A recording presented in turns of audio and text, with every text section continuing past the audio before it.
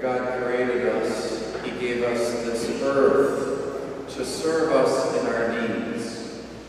And because of the gift of intelligence, we get better and better at it. The medicines that help us get through rainy season, our air conditioning that helps us get through the summer months of the heat, with perfect temperatures in our homes, the Bose radios so that we can enjoy our music with that clarity of almost really being there, the widescreen televisions that just make events pop before our eyes.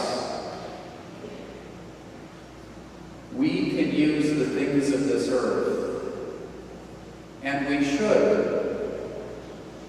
But sometimes, surprisingly, they can get a hold of us in ways that we never saw. We never saw coming. We found that it's kind of nice, fun to fish, and somebody told us to get a different lure or something like that, and they'll bite a little bit better at certain times of the year. And then, well, you can't catch muskie or northern on little rods. You're going to snap that darn thing, so you got to get the different kind of rod for that. And some of those walleye, they bite out way up. Walleye? I love walleye. Yeah, but you're going to have to get a boat. And you never know, you might enjoy ice fishing. Of course, you probably enjoy it if you have a shack and some little heater inside. And all these little things, and sometimes big things. I used to golf quite a bit in the 90s before I was a priest, and at that time it was graphite rods and Big Berthas and Callaway, and I have no idea what you're buying today, but every year, every other year, there's something that's going to get your ball another 20, 25 yards.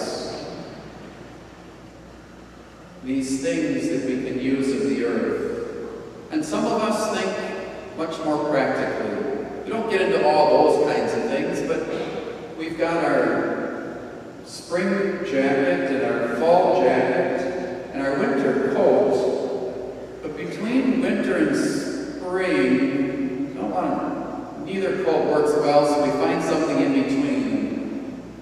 You know what, there's kind of a nice coat to get more like in November. You don't really want to get the winter coat yet. And then, even in July, some of us have to bring little jackets along because it might be kind of cold in the air conditioning. And we can be thinking so much of the things of this earth that we can forget one's life does not consist of possessions. Even though possessions can make us more comfortable and in some way even make us feel more alive. And so there can be the absurdity of Jesus mentioning in the parable, the rich man, he's got a problem. He has a harvest he's never seen before. His barns are full, and this troubles him. And because he's been thinking about how creation is to serve him, it apparently doesn't dawn on him, you can share this abundance, that would be okay. But he's thrilled that he's come up with a solution. I'll tear down my barns and build larger ones. And then I'll enjoy even longer this security. And the Lord says, oh my, how foolish. Tonight, you will have to make an accounting of how you used your life and your possessions. And we can look at this kind of richness from afar. I mean, which one of us is going to have some kind of windfall that we would have to think about building larger basements, or well, some of us probably do go rent garages down the road and store things in them. But I see many of us who are faced with a test of whether possessions have gotten a little too much hold of us or not.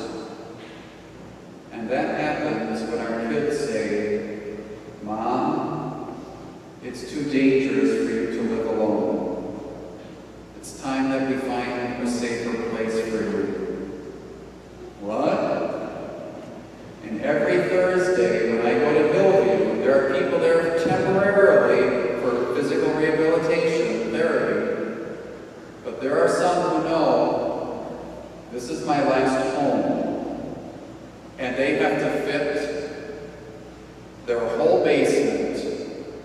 one small wardrobe closet.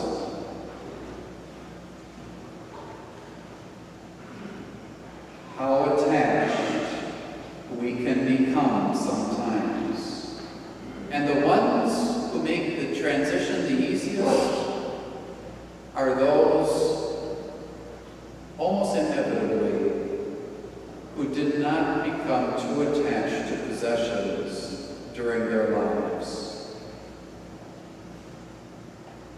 There's a story that I'm sure many of you have already heard of an American tourist who was going to spend a good month or so in Europe traveling, and there was this author of some wise books that he was reading, written by a rabbi, and he set an appointment to meet with one of his favorite authors.